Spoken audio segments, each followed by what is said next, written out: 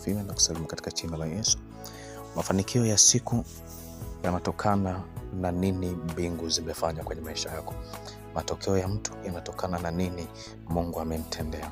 Maisha ya mtu yanatokana na nini Mungu amefanya. Leo Mungu acha akakuangazie. Leo Mungu acha akakuongoze. Leo Mungu acha akakutangulie.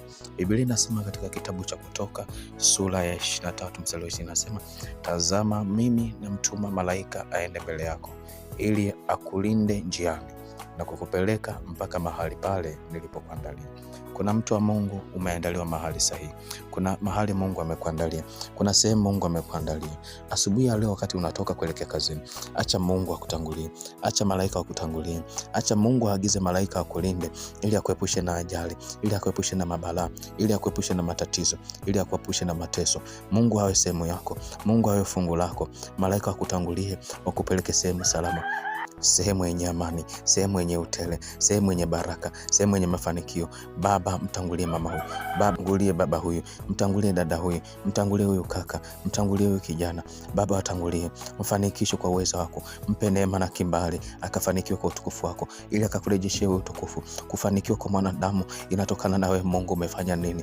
Mungu, kwa kuwa umeagiza malaika, Baba, acha malaika akawe pamoja nasi. Akawe pamoja na huyu mama, akawe pamoja na mimi. Malaika akatutangulie, akatuongeze kwenye utele, akatusogeze Baba, akatupeleke kwenye hatima, akatupeleke kwenye usalama, akatupeleke kwenye utokeo. Maana peke yetu hatuwezi. Dunia imejaa dhuluma, dunia imejaa mauaji, dunia imejaa mabaya, dunia imejaa kafara, dunia imejaa uongo. Peke yetu Mungu hasiwezi. Peke yangu Mungu siwezi. Nitaangukia pua, nitaanguka sehemu sio sahihi, lakini nikiongozwa na wewe nitafika mahali salama. Nitakuwa salama. Mungu, unitangulie asubuhi ya leo. Uniongoze asubuhi ya leo. Unitangulie siku ya leo. Iongoze siku yangu. Itangulie siku yangu. Niongozwe na malaika wako, niongozwe na neema yako, niongozwe na kibali chako, niongozwe na nguvu zako, niongozwe na mwanga wako. In the name of Jesus. Ninakushukuru Baba. Ninaacha na familia yangu salama, ninaacha uzao wangu salama, ninaacha kazi zangu nyumbani, ninaacha nyumba yangu salama. Ikalindwe na malaika wako. Malaika wako akalinde nyumba yangu. Ninakusii Baba yangu na Mungu wangu, na malaika wako akanilinde ninapoenda. Akanitangulie maana ni ahadi,